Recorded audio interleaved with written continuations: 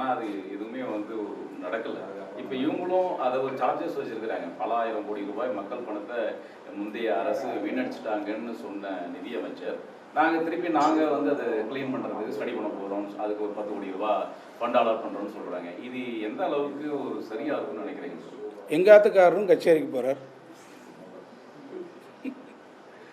ரெண்டாவது கேள்வி, அதாவது மக்களுக்கு கவர்ச்சிகரமான திட்டங்களை தொடர்ந்து தேர்தலும் போது அறிவிக்கிறது. இப்போ மிகப்பெரிய ஒரு ஃபைனான்சியல் கிரைசிஸில் இருக்கும்போது இவங்க அறிவிச்சிருக்கக்கூடிய திட்டங்களை நீங்கள் சொன்ன மாதிரி எப்படி இம்ப்ளிமெண்ட் பண்ண போகிறாங்க, அது எப்படி என்ன இந்த அரசுக்கு இருப்பதாக எனக்கு தெரியவில்லை. நான் பார்த்த அளவிற்கு அவங்களுடைய இருக்கக்கூடிய இந்த நிதி நிலை ஆதாரங்கள் குறித்திருக்கக்கூடிய புள்ளி விவரங்கள், அவர்கள் தந்திருக்கக்கூடிய இந்த விவரங்கள், அதனை ஒட்டி நான் வெளியிட்டிருந்தேன். மிக முக்கியமாக அவர்கள் ஒரு 4 பாயிண்டில் அவர் விவரமாக சொல்லிகிட்டு இருந்தார். அந்த 4 பாயிண்ட்டுக்குமே நான் விளக்கங்களை சொன்னேன். இன்றைக்கி கொடுத்துருக்கக்கூடிய இந்த பட்ஜெட்டில் நாங்கள் என்ன தெரிவித்தோமோ அதுதானே இன்றைக்கு நடைமுறையிலே வந்திருக்கிறது என்பதை நான் உங்களுக்கு சுட்டிக்காட்ட விரும்புகிறேன். தமிழ்நாடு முன் எப்போதும் இல்லாத வகையிலே கடன் வாங்கியிருக்கிறது. இன்னும் சொல்ல வேண்டும் என்று சொன்னால், நீங்கள் வாங்கியிருக்கக்கூடிய கடன் ஒட்டுமொத்தமாக பார்த்தால் 10 லட்சம் கோடி வாங்கியிருக்கிறீர்கள். அவர்கள் இத்தனை வருஷம் வாங்கின, உங்களுக்கு முன்பு இருந்த ஆட்சிகள் இத்தனை வருஷம் வாங்கியிருக்கக்கூடிய 5 லட்சம் கோடி கடனை நீங்கள் 5 வருடத்தில் 5 லட்சமாக கோடியாக ஆக்கி 10 லட்சம் கோடி வந்துவிட்டது என்று அன்றைக்கு நிதியமைச்சர் சொல்லி, இந்த கடன் சுமையை ஏதோ திராவிட முன்னேற்றக் கழகம்தான் உருவாக்கியது என்பது போன்ற ஒரு மாய தோற்றத்தை வேண்டுமென்றே திரித்து உருவாக்குவதற்கு அன்றைக்கு முற்பட்டார்கள். நான் அப்போதே தெளிவாக சொன்னேன், கடன் வாங்குவது என்பது அதற்கான அளவுகோல்கள், ஒன்றிய அரசு வகுத்திருக்கக்கூடிய அந்த அளவுகோல்கள், அதேபோல் நம்முடைய ஃபினான்ஸ் கமிஷன் சொல்லியிருக்கக்கூடிய அளவுகளுக்கு உட்பட்டு தான் கடன் வாங்குகிறோம். தவிர இந்த கடன் வாங்கக்கூடிய விகிதம் என்பது ஆண்டுதோறும் இரு மடங்காக அது உயர்ந்து கொண்டு செல்லக்கூடிய சூழ்நிலை வரும். இன்னும் சொல்ல வேண்டும் என்று சொன்னால், இந்த 2 மடங்காக வருகிற போது தாவேக அரசு 5 ஆண்டு காலத்தை நீங்கள் நிறைவு செய்கிற போது உங்களுடைய கடன் அன்றைய தினம் ஏறத்தாழ 20 லட்சம் கோடி, இன்றைக்கு 10 லட்சம் கோடியாக இருந்தால் 20 லட்சம் கோடியாக வருவது இயற்கையாக இருக்கும் என்றும் கூட நான் இன்றைக்கு தெரிவித்தேன். இன்றைக்கு மதிப்பிற்குரிய நிதித்துறையினுடைய கூடுதல் தலைமைச் செயலாளர்கள் செய்தியாளர்களை இன்றைக்கு சந்தித்திருக்கிறார். அப்போதும் அவர் பேசுகிற போது சொல்லியிருக்கிறார், கடனெல்லாம் வாங்குவதையெல்லாம் குறைக்க முடியாது, மத்திய அரசினுடைய அனுமதியோடு தான் நாங்கள் கடன் வாங்குகிறோம், கடன் வாங்குவது அதிகரித்து கொண்டு தான் போகும் என்பதை இன்றைக்கு அவர் ஒரு ஒப்புதல் வாக்கு மூலமாகவே தெரிவித்திருக்கிறார். நான் குறிப்பிட்டு சொல்ல வேண்டும் என்று சொன்னால், இந்த ஆண்டு நெட் பாரோயிங் எவ்வளோ வாங்கியிருக்கிறார் என்று பார்த்தால் சொன்னால் 1,22,00,000 கோடி நெட் பாரோயிங் அவர்கள் இந்த ஆண்டு வாங்கியிருக்கிறார்கள். இதே அளவில் போனீங்கன்னு சொன்னால், நான் ஏற்கனவே சொன்னதைப் போல அடுத்த 5 ஆண்டுகளில் நான் முன்பே குறிப்பிட்டதைப் போல அந்த 10 லட்சம் கோடியை கடனாக அவர்கள் வாங்க வேண்டிய சூழ்நிலை நிச்சயமாக உருவாகும். நாங்கள் ஆட்சி பொறுப்பில் இருந்து போகிற போது நெட் பாரோயிங் 1 லட்சம் கோடியாக இருந்தது. இந்த ஆண்டே நீங்கள் பார்ப்பீர்கள் என்று சொன்னால் இப்போதே அவர்கள் 22,000 கோடி ரூபாய் அதை விட அதிகமாக கடன் வாங்குவோம் என்று இன்றைக்கு தெரிவித்திருக்கிறார்கள்.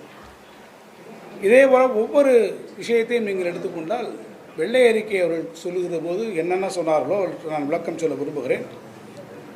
ரெவென்யூ டெபிசிட் எவ்வளவு இருக்கிறது என்று நம்முடைய ஆட்சியில், திராவிட முன்னேற்றக் கழக ஆட்சியிலே நாங்கள் விட்டு போகிற போது 48,699 கோடி ரூபாய் இருந்தது. இன்றைக்கி எவ்வளவு சொல்லியிருக்கிறாங்க? 55,775 கோடி ரூபாய் ரெவென்யூ டெபிசிட் சொல்கிறாங்க. ஏறத்தாழ 7,000 கோடி ரூபாய் கூடுதலாக இன்றைக்கு ரெவென்யூ டெபிசிட், வருவாய் பற்றாக்குறையை அவர்கள் சொல்லுகிறார். அதே போல் மூலதன செலவு அன்றைக்கே சொன்னார்கள், நீண்டகால திட்டங்களை இந்த அரசு கொண்டு வரவில்லை, எல்லாவற்றையும் ஏதோ எடுத்து அள்ளி வாரி வழங்கிவிட்டார்கள், எல்லாமே ரெவென்யூ எக்ஸ்பெண்டிச்சருக்காக போய்விட்டது என்று அவர்கள் சொன்னார்கள். மூலதன செலவுகளையே ஏதோ நாங்கள் செய்யாததைப் போல ஒரு மூற்றத்தை உருவாக்கினார்கள்.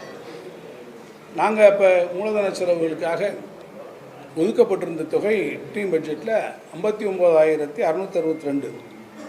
இப்போ இவங்க எவ்வளோ ஒதுக்கியிருக்காங்கன்னு பார்த்தீங்கன்னா 56,985 கோடி ரூபாயை இன்றைக்கு ஒதுக்கியிருக்கிறார்கள்.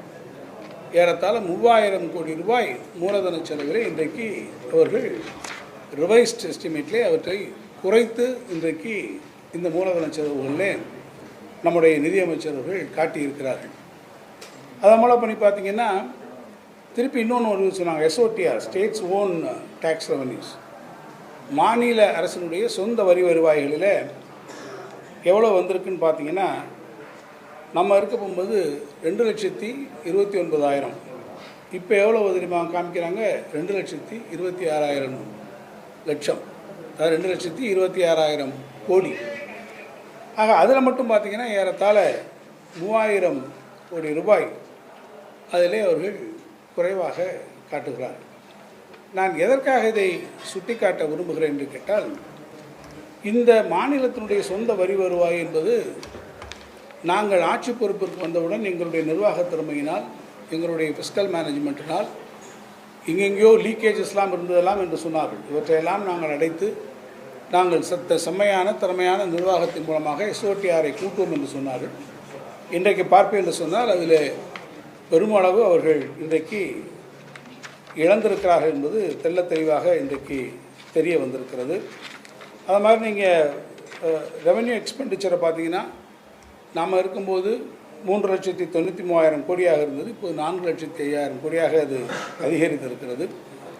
எனவே இந்த அரசு வெள்ளை அறிக்கையாக வெளியிட்டு என்னென்ன விஷயங்களை எல்லாம் திராவிட முன்னேற்றக் கழக அரசுக்கு எதிராக தெரிவித்ததோ அந்த விஷயங்களிலே கூட இந்த அரசு முற்றிலுமாக இப்போது தோல்வியடைந்திருக்கிறது என்பதை இந்த அரசினுடைய முதல் நிதிநிலை அறிக்கை இன்றைக்கு தெள்ள தெளிவாக எடுத்து காட்டியிருக்கிறது. திராவிட முன்னேற்றக் கழக ஆட்சியில் கொண்டு வரப்பட்ட திட்டங்களுக்கெல்லாம் இன்றைக்கு முலாம் பூசப்பட்டு வேறு பேரிலே இந்த திட்டங்கள் இன்றைக்கு கொண்டு வரப்பட்டிருக்கிறதை ஒழிய திட்டங்களுக்கான உரிய நிதிகளை கூட பெருமளவில் விடுவிக்கவில்லை. இன்னும் சொல்ல வேண்டும் என்று சொன்னால், தமிழ் வளர்ச்சித்துறை, இந்த துறைக்கு எவ்வளவு இந்த ஆண்டு நிதி என்று கூட தமிழ்நாட்டினுடைய அரசாங்கம் அறிவிக்கிறதுக்கு இன்றைக்கு தயாரில்லை என்பதை பார்க்கிற போது உள்ளபடியே நான் வேதனைப்படுகிறேன். தொல்லியல் துறை, அந்த துறைக்கு 1 கோடி ரூபாய் கொடுத்துருக்குறாங்க. 1 கோடி ரூபாய் அந்த தொல்லியல் துறையில் அவங்க என்ன பண்ண முடியும்? குழந்தைகளெல்லாம் டூர் கூட்டு போகிறோம் அப்படின்னு சொல்கிறாங்க. கூட்டு போங்க, அதை பற்றி ஒன்றும் இல்லை. பட் கன்சர்வேஷனுக்கு எவ்வளோ கொடுக்குறீங்க? மியூசியம்ஸ் என்னாச்சு? எக்ஸ்கவேஷன்ஸ் என்ன பண்ண போகிறீங்க? அதுக்கான பணம் எங்கே ஒதுக்குறீங்க? இதை பற்றியும் கிடையாது. அதே போல் கொள்ளிடத்தில் பார்த்திங்கன்னா பெரிய பெரிய அணைகளை, தடுப்பணைகளை உருவாக்க போகிறோம், டெல்டா மாவட்டத்தினுடைய சுற்றுச்சூழல் சீரமைப்பை பண்ணுறோம்னு சொல்கிறாங்க. பெரிய அளவில் அதுக்கெல்லாம் முக்கியத்துவம் கொடுக்குறாங்க. கடைசியில் பார்த்தா அதனுடைய சாத்தியக்கூறு என்ன இருக்கும் என்று ஆராய்வதற்கு சொற்ப தொகைகளை நாங்கள் ஒதுக்குறோம், 10 கோடி ஒதுக்குறோம் அப்படின்னு சொல்கிறாங்க. சாத்தியக்கூறுகளை ஆராய்வோம் என்று சொல்லுகிறாங்க. இது போன்ற நிலைமை தான் இருக்கிறது.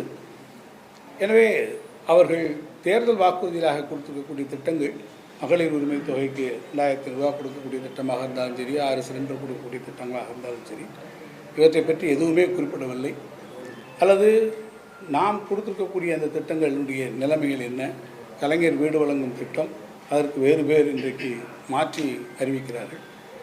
எனவே திராவிட முன்னேற்ற கழக ஆட்சியிலே சொல்லப்பட்ட திட்டங்களுக்கு மாற்று பெயர்களை மாற்றி அமைப்பது ஒன்றுதான் நடந்திருக்கிறதை தவிர, அவர்கள் குறிப்பிட்டதைப் போல இந்த பட்ஜெட் என்பது ஒட்டுமொத்தமாக தமிழ்நாட்டு மக்களை ஏமாற்றம் அளிக்கக்கூடிய ஒரு பட்ஜெட் அமைந்திருக்கிறது என்பதை தரவுகளின் வாயிலாக நான் உங்களுக்கு எடுத்துச் சொல்ல விரும்புகிறேன்.